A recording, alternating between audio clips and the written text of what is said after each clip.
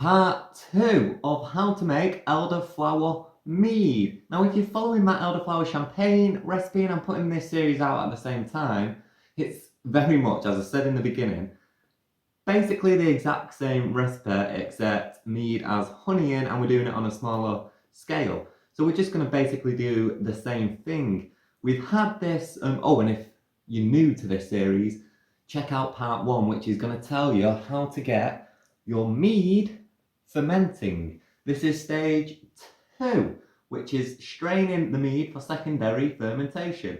The elderflower has been in here for about a week. I would say strain it after 2 days, but after 2 days we didn't have that fermentation, did we? So we had to move on. We had to add yeast, which added another 2 days, and then, things got ahead. But it's been working, right? We didn't know if the second yeast would take. It's been taken. How do we know? Because look at that. It's bubbling, and the only way that's bubbling if there's gas in here, and the only way that there's gas in there is if it's been fermenting. So what we're going to do now, and as you can see, it's super cloudy. We're going to start clarifying it up a little bit. And the way we do that is we're going to take out all these elderflowers, because they've done the work now, they've infused themselves. We're going to take those out and go do secondary fermentation with just the liquid. We're going to strain out the mead.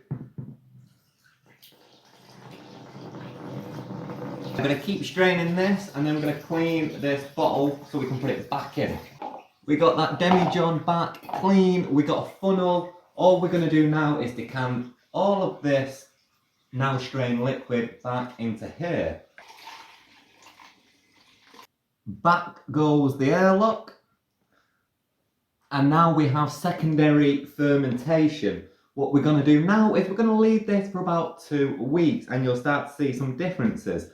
It's still going to ferment, so you should still be getting a bubble coming out of here, but it's going to slowly start to clear up. All the yeast that's in it is going to start to die, and when it dies, it drops to the bottom. And as it drops to the bottom, it also pulls out a lot of those particles within the liquid, which are heather, which hold the colour. If we see that now and what it's going to look like in 2 weeks, you'll understand what I mean. So that is step 2 of our mead. Next step is the next video. I'll talk about bottling the mead, if you want to keep it still or if you want to make it sparkling, if you want to add any more flavour to it, if you want to clarify it more, if you want to go into a third fermentation, totally up to you. That's all the things we're going to talk about in the next video. But if you are following this along, 2 weeks, we're going to leave this 2 weeks in a dark and warm place to continue that fermentation. And now what we have here is all that spent elderflower. I'm sure there's a use or something you can do with all this elderflower. Smells delicious. I don't know what you could do.